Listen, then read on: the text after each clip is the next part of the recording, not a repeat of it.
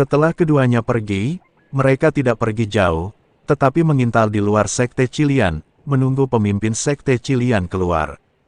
Mereka tahu bahwa mungkin hanya dari mulut pemimpin Sekte Qilian mereka dapat mengetahui lebih banyak informasi tentang genosida yang terjadi tahun itu. Seiring berjalannya waktu, kewaspadaan Sekte Qilian menjadi semakin ketat, dan mereka jelas bersiap untuk membalas dendam. Chen Ping dan Hu Mazi mengintai dengan sabar, mengamati pergerakan Sekte Qilian. Pada hari ini, aura kuat tiba-tiba terpancar dari Sekte Qilian, mengguncang seluruh Gunung Sepan. Pemimpin Sekte Qilian telah keluar dari pengasingannya. Mata Hu Mazi berkilat gembira, kesempatan kita telah tiba. Chen Ping mengangguk, secercah kesungguhan terpancar di matanya. Pemimpin Sekte Qilian telah mencapai tahap akhir transformasi spiritual. Kekuatannya lebih kuat dari sebelumnya. Kita harus lebih berhati-hati. Mereka berdua menyelinap ke Sekte Qilian diam-diam dan menuju ke arah asal nafas itu. Tempat pertapaan pemimpin Sekte Qilian berada di puncak Gunung Sepan, di mana terdapat sebuah istana besar. Atap istana berwarna merah, berbentuk seperti ular Qilian raksasa, memancarkan aura yang aneh. Istana ini dijaga ketat dan dipenuhi berbagai larangan serta ular berbisa, sehingga tidak mudah untuk mendekatinya. Bagaimana cara kita masuk? Hu Mazi memandang para penjaga dan pembatasan di sekitar istana dengan kerutan di wajahnya. Menerobos masuk dengan paksa jelas bukan pilihan. Kita harus memikirkan caranya. Chen Ping berkata, aku akan mengalihkan perhatian para penjaga sementara kau menyelinap ke istana dan mengumpulkan informasi. Tidak, Hu Mazi berkata cepat, pemimpin Sekte Qilian terlalu kuat. Terlalu berbahaya bagimu untuk membawa para penjaga pergi sendirian. Ini adalah satu-satunya cara saat ini. Chen Ping berkata, jangan khawatir, aku punya cara untuk keluar. Ingat, begitu kamu menerima beritanya, segera pergi dan jangan berkelahi. Hu Mazi ingin mengatakan sesuatu yang lain, tetapi melihat mata Chen Ping yang penuh tekad, dia akhirnya mengangguk, kamu harus berhati-hati. Chen Ping menepuk bahu Hu Mazi, lalu menarik napas dalam-dalam, mengalirkan kekuatan spiritualnya, dan bergegas menuju para penjaga di sekitar istana. Ada penyusup, para penjaga segera melihat Chen Ping, membunyikan alarm, dan mengelilinginya. Chen Ping memegang pedang pembunuh naga di tangannya dan melangkah maju seolah-olah berada di ruang hampa. Energi pedang emas menyapu dan langsung menjatuhkan beberapa penjaga. Tujuannya jelas, yaitu menarik perhatian semua penjaga dan menciptakan peluang bagi Hu Mazi. Di dalam istana, seorang wanita berjubah merah duduk di singgasana, merasakan kebisingan di luar. Dengan seringai di wajahnya, seseorang benar-benar berani menerobos Sekte Qilianku. Mereka benar-benar tidak tahu bagaimana hidup atau mati. Wanita itu berwajah cantik dan berkulit putih, tetapi tatapannya agak dingin. Lah adalah pemimpin Sekte Qilian, Peri Qilian. Dia perlahan berdiri dan berjalan keluar istana, ingin melihat siapa yang begitu berani. Tepat saat peri ular merah berjalan keluar istana, Hu Mazi mengambil kesempatan untuk menyelinap ke dalam istana. Mengetahui bahwa waktunya hampir habis, ia segera mulai mencari di istana, berharap menemukan beberapa catatan mengenai genosida yang terjadi tahun itu. Istana itu didekorasi dengan mewah, dengan berbagai harta karun berharga yang tertata rapi di mana-mana, tetapi Hu Mazi sama sekali tidak berniat memperhatikannya. Matanya menyapu buku-buku dan berkas-berkas kuno di rak buku. Tak lama kemudian, ia menemukan ruangan rahasia di sudut tersembunyi. Pintu ruang rahasia itu terbuat dari batu giok jenis khusus, diukir dengan huruf-huruf rumit, dan memancarkan cahaya redup. Hu Mazi tahu pasti ada rahasia penting yang tersembunyi di dalamnya, lah mencoba memecahkan rune di pintu ruang rahasia itu sesuai metode yang diwariskan leluhurnya.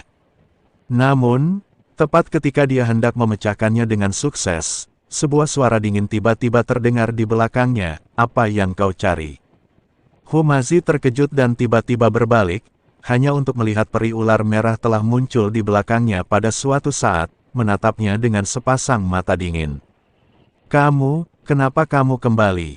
Humazi begitu takut hingga dia melangkah mundur berulang kali, sambil memegang erat token pemimpin klan di tangannya. Kau pikir kau bisa memancingku? Peri ular merah mencibir, seorang kultivator biasa dari alam Sanxian berani memamerkan keahliannya di hadapanku. Pandangannya tertuju pada token pemimpin klan di tangan Humazi, dan sekilas keterkejutan terpancar di matanya. Token ini, apakah kamu dari klan Hu? Hati Humazi mencelos, tak menyangka peri Qilian ternyata tahu token ketua klan. Sepertinya ia juga terlibat dalam genosida tahun itu.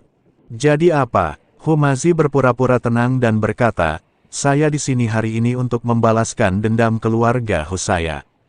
Balas dendam? Hanya kamu? Peri Qilian mencibir, aku juga terlibat dalam kehancuran keluarga Humu.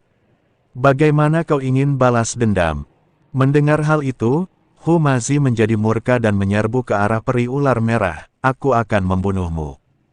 Namun, kekuatannya jauh lebih rendah daripada peri ular merah. Begitu ia menerjang peri ular merah, ia terhempas oleh kekuatan dahsyat, menyemburkan darah dari mulutnya, dan jatuh ke tanah. Kini peri ular merah telah menembus level ketiga alam abadi bumi dan mencapai level keempat alam abadi bumi. Humazi bukanlah tandingannya. Peri ular merah berjalan menuju Humazi selangkah demi selangkah, dengan tatapan mata yang kejam, karena kau datang kepadaku atas kemauanmu sendiri, jangan salahkan aku karena bersikap kejam dan tak berperasaan. Pada saat kritis ini, sebuah ledakan dahsyat tiba-tiba terdengar di luar istana, diikuti oleh suara yang familiar, Tuan Hu, pergi. Humazi tahu bahwa Chen Ping lah yang datang untuk menyelamatkannya, jadi dia memaksakan diri untuk berdiri dan melarikan diri keluar istana. Peri ular merah menatap punggung Humazi yang menjauh, kilatan amarah melintas di matanya, ingin mengejarnya, tetapi terjerat ledakan dan teriakan di luar, sehingga tak bisa melarikan diri. Humazi melarikan diri dari istana dan melihat Chen Ping dikepung oleh sekelompok guru dari Sekte Qilian, memiliki beberapa luka di tubuhnya dan jelas bahwa pertempuran itu sangat sulit. Chen Ping, Humazi berteriak dan ingin maju untuk membantu.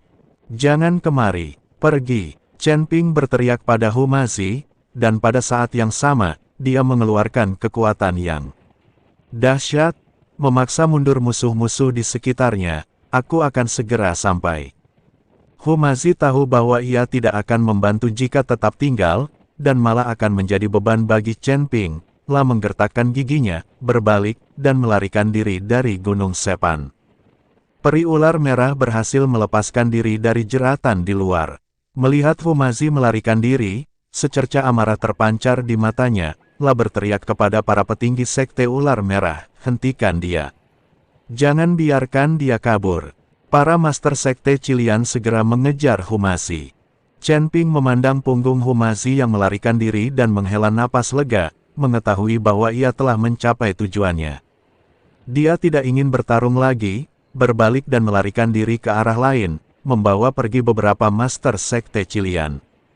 Perburuan baru kembali dilakukan di Gunung Sepan. Humazi berusaha sekuat tenaga untuk melarikan diri di hutan lebat, dan para Master Sekte Qilian mengejarnya dari dekat. Monster ular ini sangat cepat, bergerak bebas melewati hutan dan semakin dekat. Hanya ada sedikit kekuatan spiritual yang tersisa di tubuhnya. Organ-organ dalamnya yang baru saja dilukai peri ular merah terasa sangat sakit, dan setiap tarikan napasnya dipenuhi bau darah. Namun, ia tak berani berhenti, karena ia tahu jika ia sampai tersangkut, akibatnya akan sangat mengerikan. Ledakan, Humazi tiba-tiba tersandung dan jatuh ke tanah. Token pemimpin klan di tangannya terlempar dan mendarat di rerumputan tak jauh dari situ. Melihat hal itu, para Master Sekte Qilian di belakangnya tersenyum gembira dan segera mengepung. Mereka, lari saja. Iblis ular terkemuka mencibir dan mengarahkan pedang panjang di tangannya ke leher Humazi. Aku tidak menyangka sisa-sisa keluarga Humazi hidup. Ini benar-benar kehendak Tuhan. Humazi berjuang untuk berdiri, tetapi iblis ular menginjak dadanya dan dia tidak bisa bergerak. Menatap setan-setan ular ganas di sekitarnya, dan secercah keputusasaan melintas di matanya. Apakah ia akan mati di sini hari ini? Pada saat ini, tiba-tiba terjadi pergerakan di semak-semak, dan token pemimpin klan memancarkan cahaya putih yang menyilaukan, menyelimuti monster ular di sekitarnya. Ketika iblis ular bersentuhan dengan cahaya putih, mereka menjerit dan asap hitam mengepul dari tubuh mereka, jelas-jelas kesakitan. Iblis ular yang menginjak dada Humazi pun tak terkecuali, ia menjerit dan mundur beberapa langkah. Humazi memanfaatkan kesempatan itu untuk berjuang berdiri, mengambil token pemimpin klan, dan melihatnya dengan heran. Dia tidak menyangka bahwa token pemimpin klan memiliki kekuatan sedemikian rupa sehingga dapat menahan iblis ular. Apa-apaan ini? Iblis ular terdepan menatap token milik pemimpin klan, secercah ketakutan terpancar di matanya.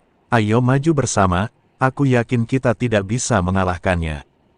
Para setan ular menahan rasa sakit yang dibawa oleh cahaya putih dan mengepung Humazi lagi. Humazi menggenggam erat token pemimpin klan dan menyuntikkan sisa kekuatan spiritual di tubuhnya ke dalamnya. Cahaya putih semakin terang dan membentuk penghalang kokoh yang menghalau monster ular. Namun kekuatan spiritualnya terlalu kecil, kecerahan cahaya putih perlahan melemah, dan retakan mulai muncul pada penghalang. Hahaha, dia tidak dapat bertahan lebih lama lagi. Melihat hal itu, setan ular makin bersemangat dan serangannya makin ganas. Tepat saat penghalang itu hendak runtuh, energi pedang emas datang bagaikan peri dari langit, seketika menghempaskan beberapa monster ular. Chen Ping, teriak Humazi karena terkejut. Chen Ping muncul di depannya, memegang pedang pembunuh naga, dan berdiri di depannya. Saya terlambat, kenapa kamu kembali? Tanya Humazi heran. Lah mengira Chen Ping telah melarikan diri. Ku bilang, kita keluar bersama, dan kita akan kembali bersama. Chen Ping tersenyum tipis, serahkan saja anak buah ini padaku, kau sembuh dulu. Begitu dia selesai berbicara, dia menyerbu ke arah monster ular dengan pedang pembunuh naga di tangannya. Energi pedang emas jatuh bagai badai dahsyat. Monster-monster ular itu sama sekali tak tertandingi dan roboh sambil menjerit. Setan ular terdepan menjadi sangat ketakutan saat melihat hal itu hingga ia berbalik dan mencoba melarikan diri. Begitu dia selesai berbicara, dia menyerbu ke arah monster ular dengan pedang pembunuh naga di tangannya. Energi pedang emas jatuh bagai badai dahsyat. Monster-monster ular itu sama sekali tak tertandingi dan roboh sambil menjerit.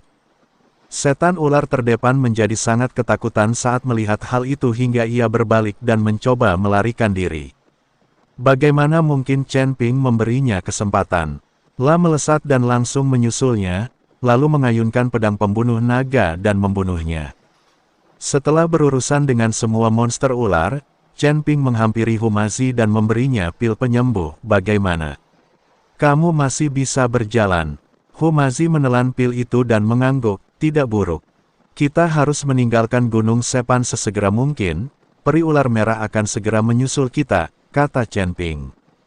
Kedua pria itu saling mendukung dan melarikan diri dari Gunung Sepan.